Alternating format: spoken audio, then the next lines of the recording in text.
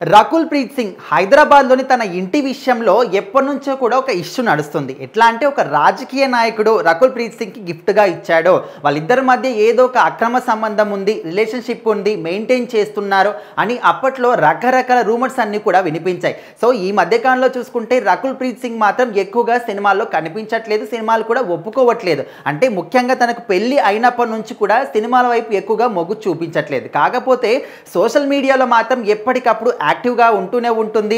తన పట్ల కావచ్చు, తన ఫ్యామిలీ పట్ల, తన పర్సనల్ విషయాలు ఏం జరుగుతుంది ఏంటి అని డైలీ కూడా అప్డేట్స్ ఇస్తూ ఉంటుంది.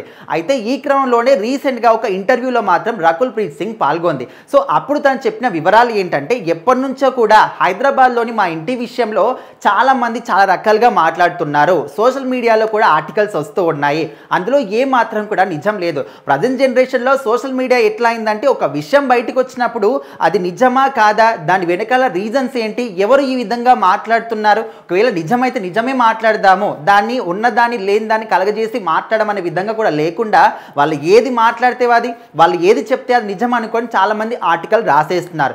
సో ఆ విధంగా చేయకండి.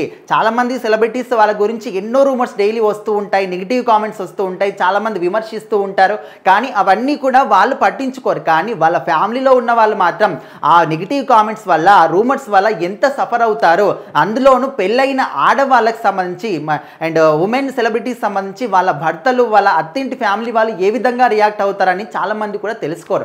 అయితే ఇప్పుడు హైదరాబాద్లోని మా ఇంటి విషయంలో ఒక రాజకీయ నాయకుడు ఇందులో ఇన్ఫ్లుయెన్స్ ఉన్నాడు, తనే రకుల్ ప్రీత్ సింగ్కి గిఫ్ట్గా ఇచ్చాడని చెప్పేసి చాలామంది కూడా మాట్లాడుతున్నారు. కానీ అందులో ఏమాత్రం కూడా నిజం లేదు. మా నాన్నగారు కానీ, మా ఫ్యామిలీ మెంబర్స్ కానీ, నేను కానీ ఎంతో కష్టపడి ఒక్కొక్క రూపాయి దగ్గర కూడబెట్టుకొని మరి మేము ఆ ఇల్లు కొనుక్కోవడం జరిగింది. అలాంటి మా కష్టంతో కొనుక్కున్న ఇంటిని ఎవరో ఇచ్చారని చెప్పేసి అండ్ మధ్యలో రూమర్స్ కానీ మా మధ్య ఏదో ఉందని చెప్పేసి ఈ విధంగా మాట్లాడుతున్నారు. దానివల్ల ఆ నెగిటివ్ కామెంట్స్ని నేను లైట్గా తీసుకున్నాను, కానీ మా నాన్నగారు కానీ, మా ఫ్యామిలీ కానీ దీనివల్ల ఎంత సఫర్ అయ్యారో. కానీ మా నాన్నగారికి ఘోరమైనటువంటి కోపం వచ్చింది, కానీ నేను ఆయన్ని కూల్ చేయడం జరిగింది.